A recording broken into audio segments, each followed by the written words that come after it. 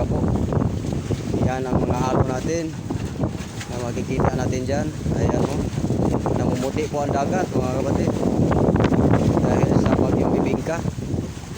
Yan, 1 week na po kami, sobra 1 week na po kami mga kapatid, hindi nakapag-isda dahil sa bagyong ito. Ayun,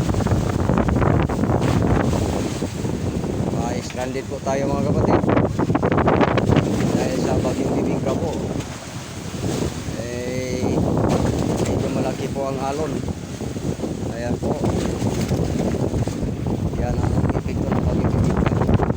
1 week na po kami hindi nakapag mangingisda. Ayan, dito pala tayo ngayon sa subdivision po. Ako sa lahat ng ating mga viewers, lahat ng ating mga subscribers sa YouTube channel, paki-like, paki-subscribe and share. Ayan, maraming salamat po sa inyo.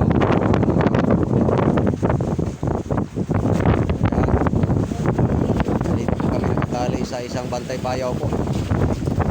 Ayun o, 4 feet ang alon mga kapatid, hanggang 5 feet ang alon natin.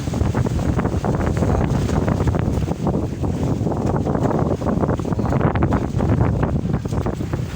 Ang alon natin, pagkakibigka daw ito. Araw tayo ngayon ng Friday.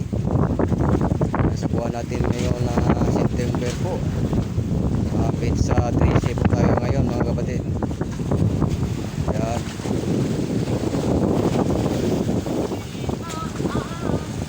Yan. Hindi namin alam mga kapatid kung kailan ito pa itong bagyong ito. Kasi wala tayong monitoring.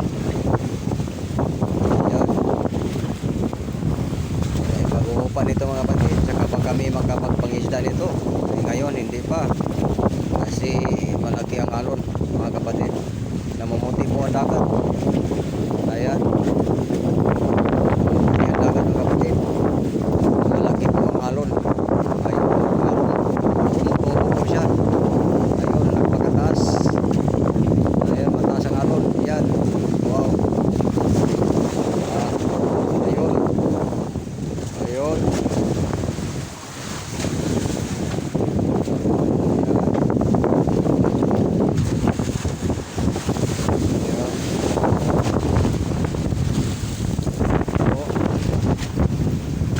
Sitwasyon namin dito ngayon sa laot sa bagyong bibingka po.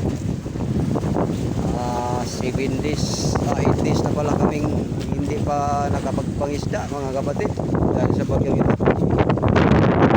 Tapos yung inting nilipas na ng isang araw, dito na naman bagyong bibingka na naman. Ayan, yung paghihirap natin mga kapatid sa bagyong ito. Simula pa nung bagyong inting, naabutan din kami nun. Hindi rin kami nakabutong isda. Lilipas lang ng isang araw. Ito na naman, bagyong bibingka na naman. Ayan. Hello, fishing po. Lahat ng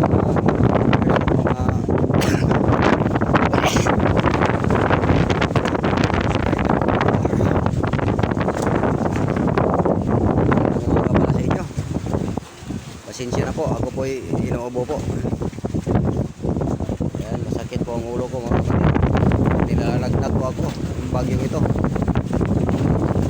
Ayan mga kapatid. Ayun ang kasama namin, no? Bantay bayaw. Diyan kami nakatali sa kanilang mga